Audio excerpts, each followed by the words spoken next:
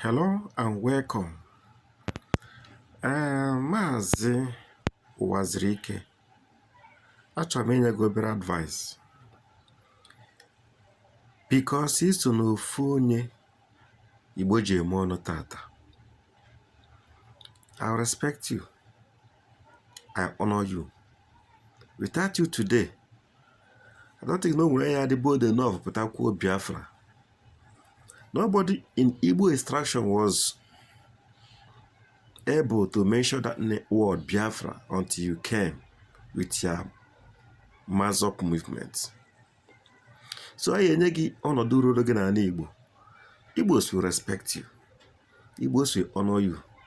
Onye ọbụla na-ekwu any other thing other than that is lying. But that is where it ends.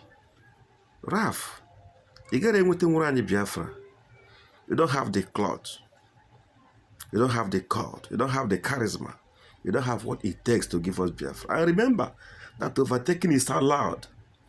Yes, Nnamdi Kanu must have served you, but Nnamdi Kanu has overtaken.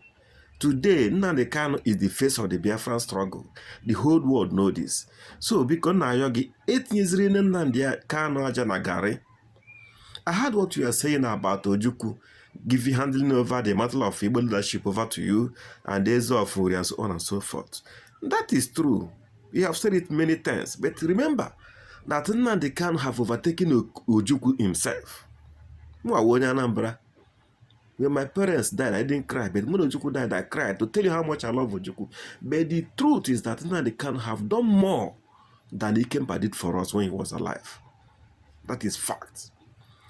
So that in Ojukwu handed over has expired.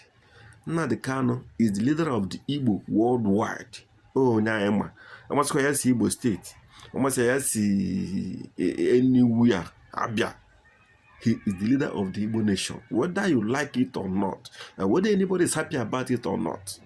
Now, Nyama. Nyabo Nyane so. Nakachkunyarani. And we believe and trust no Nyaya Biafra.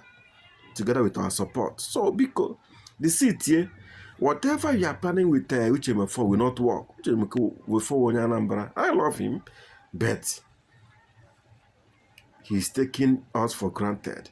He should mellow down. Ụwazirike, you will get advice. Overtaking is allowed. Nnamdi Kanu has overtaken you. And as he stands, he's the leader of the Biafra movement all over the world. He's the face of the Biafra struggle. Ask you and Okumaka Biafra. He will represent us, no one else. If you give Merani, what all the governors in the south, and southeast could not do, what Ohaneze could not do, but he did it. What else do you want? Your people should support this man called Nnamdi Kanu. Ọ bụrụ ihe a na-ebute n'anya ọkụ, ọ bụrụ ihe a na-ewute n'iwe, ọ bụrụ ihe a na-emete n'ekworo, ọ bụrụ ihe a na-emete na jealousy. Ife abụgo